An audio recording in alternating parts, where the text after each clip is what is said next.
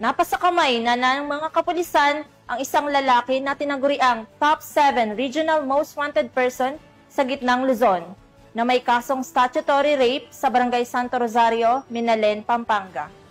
Alamin ang buong report mula kay Patrolwoman Jilly Advincula Peña. May waran na binaba ng Branch 45 na pirmado ni Judge Alexander Malig.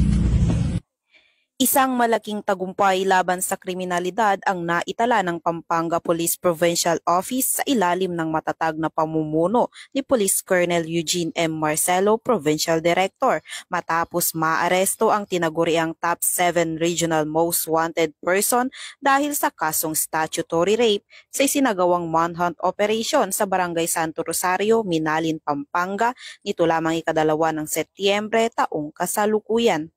Kinilala ang suspect na si alias Waldo, 21 anyos at residente ng nasabing lugar.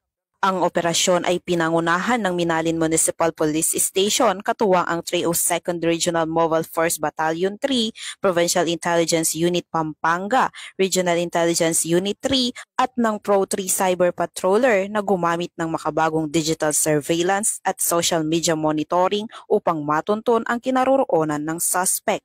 Kasalukuyang nasa kustodiya na ng pulisya ang suspect at haharap sa kaukulang kaso sa korte. Patuloy ang Pampanga PNP sa kanilang panata na maghatid ng hustisya para sa mga biktima ng krimen at tiyakin ang kaligtasan ng bawat mamamayan sa gitnang Luzon.